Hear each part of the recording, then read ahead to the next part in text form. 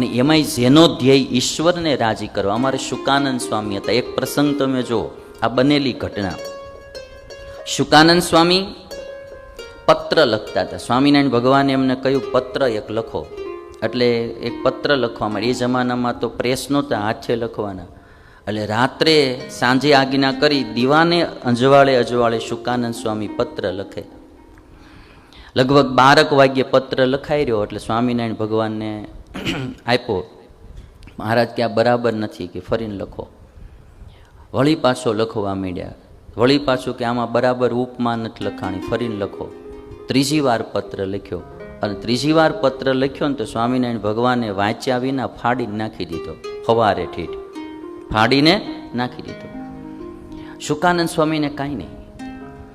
મહારાજે નહીં પણ કોઈ સંતે એમને પૂછ્યું કે તમે આખી રાત મહેનત કરી, કર્મ કર્યું અને પત્ર ભગવાને વાંચ્યોય નહીં, વાંચ્યા વિના ફાડીને નાખી દીધો, તે તમને કંઈ દુઃખ ન થયું?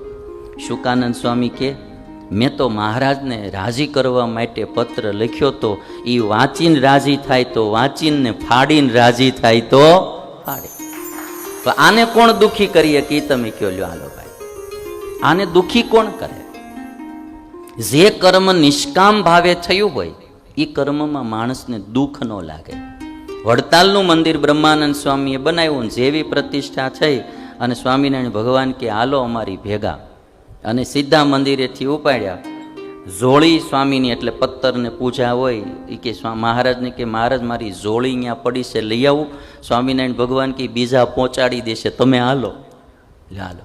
હવે આ સમર્પણ ને આ ત્યાગ જેનામાં હોય ભાઈ. એટલે એ બ્રહ્માનંદ સ્વામી કેવા કવિ હતા, રાજકવિ, રાજસ્થાનનું રત્ન હતા. અને લાડુદાન ગઢવી પણ સ્વામિનારાયણ ભગવાન ભેગા કોથળા પહેરે પૂરી જિંદગી એને સમર્પિત કરી દીધી ભાઈ. એને હર્ષ અને શોક શેનો થાય? આપણે એટલું બધું નથી કરવું, પણ ખોટા ઉદ્વેગો ન થાય ને એટલા માટે હું ગીતા સંભળાવું છું. આપણે કંઈ બ્રહ્માનંદ સ્વામી જેવું, શુકાનંદ સ્વામી જેવું તો ન જ થાય, પણ ખોટા ઉદ્વેગો, ખોટા હર્ષ શોકો. હું ફરું છું, જોઉં છું કે આજની યુવા પેઢી પણ ઉદ્વેગમાં, ચિંતામાં, ડિપ્રેશનમાં જિંદગી બહુ જ આવે છે. એને આ ગીતા બહુ જરૂરી છે. ડિપ્રેશનમાં આવવાની જરૂર નથી. નાની નાની બાબતમાં માણસ આમ ડિપ્રેશનમાં આવી જાય, પછી દોષો મકાનના મળે કાઢવા કે આ દરવાજો આ બાજુ છે ને એટલે મકાનમાં હક નથી આવતો. હવે તો આ પાછું વાસ્તુશાસ્ત્ર માથા કાઢતું જાય છે.